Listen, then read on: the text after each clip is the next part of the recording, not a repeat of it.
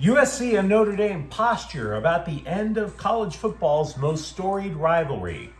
It's posturing.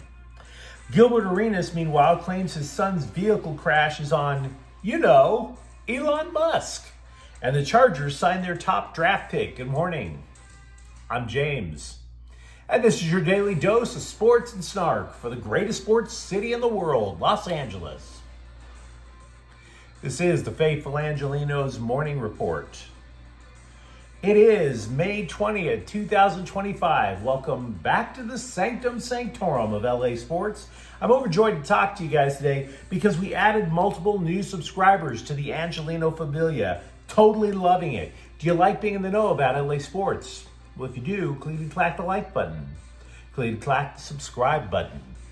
There's a notification bell. Hit that. It'll let you know when we drop new content.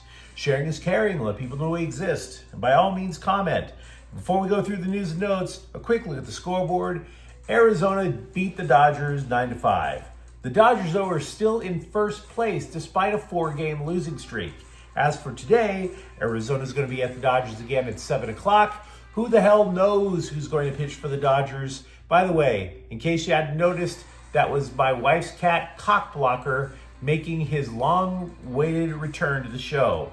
But what do you say we get to the news? Maybe I'm just in denial.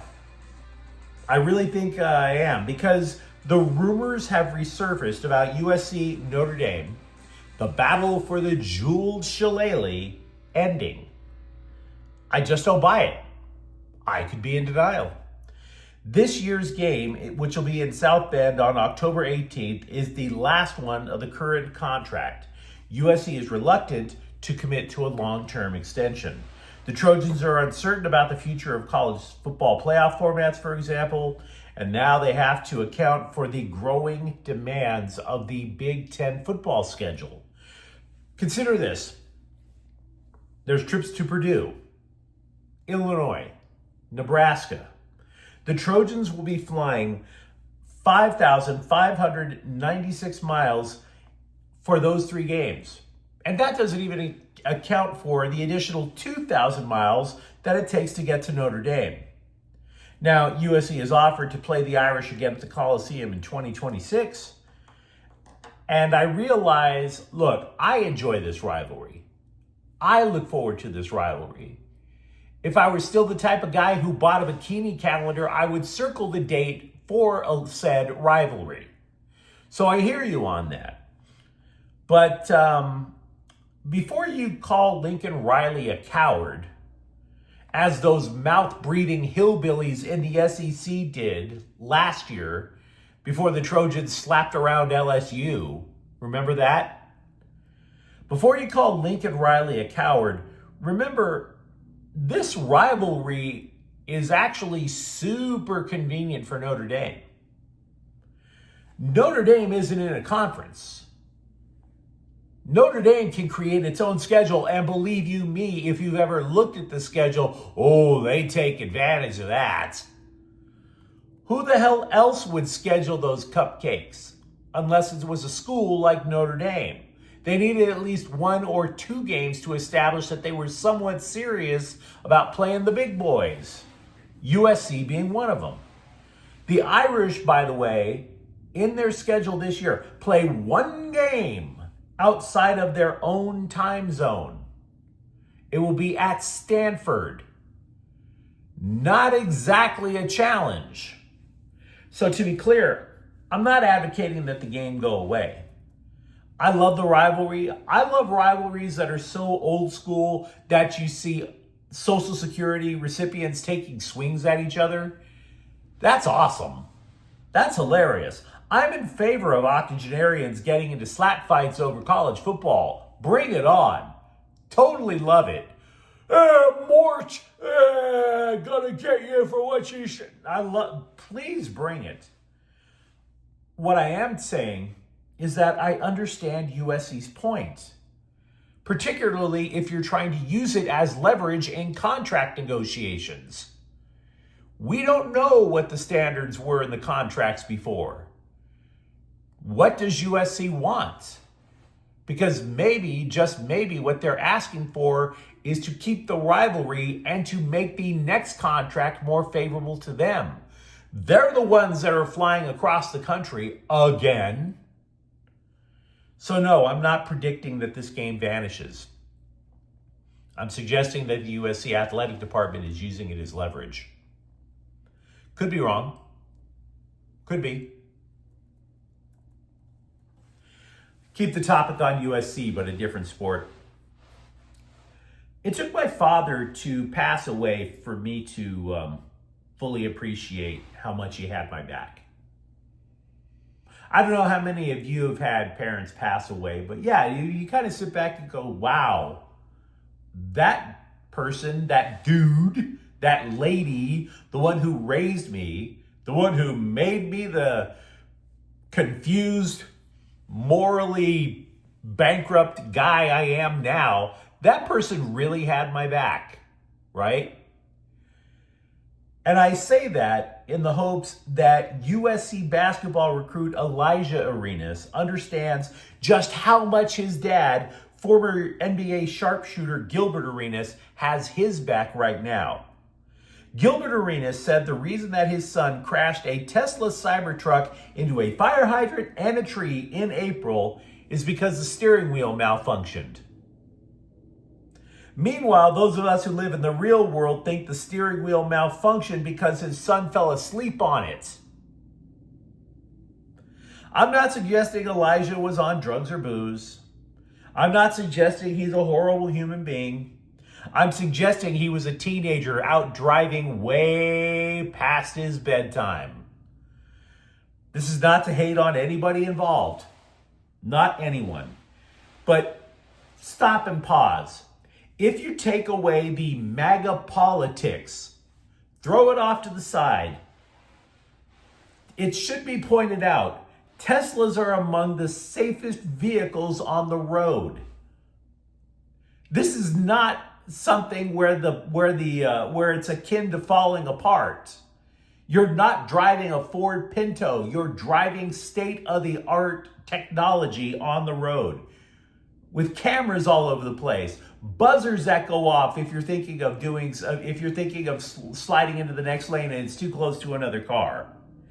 If you drive a Tesla, you are in more danger from an extreme left-wing activist than you are the steering wheel. So let's not get it twisted. And by the way, if you're going to talk about how your son survived a fiery vehicle crash where your son had to be placed in a medically induced coma, someone should tell Gilbert Arenas not to talk about the story on a podcast called All the Smoke. Kind of ironic, wouldn't you say? Now, Gilbert said his son wasn't asleep because Elijah was talking to 911 while he was trapped in the vehicle. Look, I'm not even disputing Elijah calling 911. But you know one thing that would rouse me from a deep sleep and make a phone call? Crashing into a fire hydrant and a tree. My dude, your son is alive. I'm happy your son is alive. This story is not content for you to take on a podcast.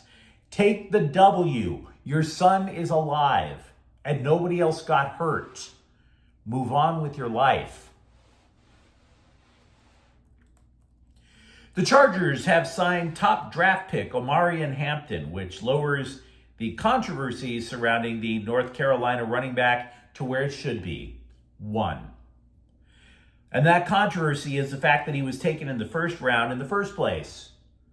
The idea that there was going to be a contract holdout for Omari Hampton is ridiculous. It was never going to happen. Everybody knows that NFL draft picks are now slotted to get X number of bucks depending on in their rookie deals, depending on where they were taken. This was a fait accompli. It was just a matter of fine-tuning the details. Now, just to repeat, because I wasn't a fan of this pick, I'm not predicting he's going to be a bust. But the Bolts running back room was not a 5-alarm fire. They already added Najee Harris in free agency. They retained last year's leading rusher, J.K. Dobbins. Those two alone would have been a pretty solid running back room. The 5-alarm fires were defensive tackle, left guard, and center. Right? So I think he should succeed. But I think overall the Chargers got weaker because they didn't address that in the first round instead. Could be wrong. I could be wrong. Speaking of running backs, Kairen Williams, who rushed for more than 1,100 yards in each of his last 2 seasons with the Rams, still doesn't have a contract extension that both teams have said they wanted to get done. Williams talked about it with the LA Times, quote, "I know with time it's going to happen. I would love for it to get done so I can take care of my family and the loved ones that helped me get here. Whether it happens now or I play out the season, I know it's going to happen eventually," unquote. The dude, by the way, is not exactly on food stamps, so let's not panic about this poor guy. He's scheduled to earn $5.4 million this season. And while GM Les Snead has repeatedly mentioned he wants a long-term deal with Williams, you could understand him being a little gun-shy. Remember the last time the Rams gave out a long-term big money contract to a running back? That was Todd Gurley before the 2018 season, and Gurley's knee imploded about 5 minutes later. So there's that. The Dodgers have activated Teoscar Hernandez. He started in right field Monday. As a result, James Outman was sent back to the Midwest manure pit. Tommy Edman came back Sunday, by the way. But in a bit of an oddity, if you watched last night's game, the Dodgers didn't shift Edman back to center. They kept him at second and instead put second baseman Hyseong Kim out in center, where he immediately lost a fly ball, misjudged it by about what looked like 50 feet. To the left or to the right, I have no idea how you lose that. And of course, Arizona converted it into a run and the Diamondbacks were off to the races. Clippers reserve forward Nicholas Batum told People, quote, "There's a very, very good chance that the next season will be my last," unquote. I can't say I blame him. He's 37, 16 years in the NBA. I think he's got enough pocketed for his retirement. That also included 2 stints with the Clippers. But there is one guy clamoring to fill that spot. Somebody who's even hoping that, hey, maybe I can force the issue and have Batum go away. That would be noted bridge burner Patrick Beverly, the former Clippers and Lakers reserve, who, by the way, was last seen dodging errant missiles from Hamas as part of the Israeli Premier Basketball League, is telling anyone in the NBA who will listen that he would love to come back. You don't say. You don't say. Playing in the NBA, trying not to die in an Israeli-Palestinian conflict on the other hand. Patrick Beverly was always a tough guy, man, but when you're looking down missiles being fired at you every day, when you now have enemies assuming that you're Jewish, I hate saying it, I'm kind of pro-Israel on this whole thing. Not even that I hate Islam, but yeah, I would want to be in the NBA too. I'm going to have to agree. But this comeback offer ranks right there with former Dodger Yasiel Puig begging to come back to the majors. Puig, by the way, who was cut from the Kaiwoom Heroes of the KBO a couple of days ago. The last we remember Beverly being in the NBA, when he wasn't trashing the Lakers on a podcast, that was of him throwing basketballs at fans during the 2024 playoffs in a snit. And then not answering questions about why he was throwing basketballs at random fans.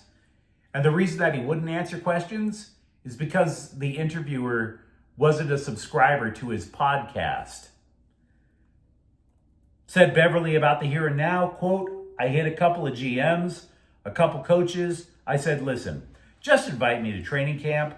I don't need no favors. Just invite me to training camp. I'll do the rest," unquote. I wonder if the GMs included Rob Pelinka.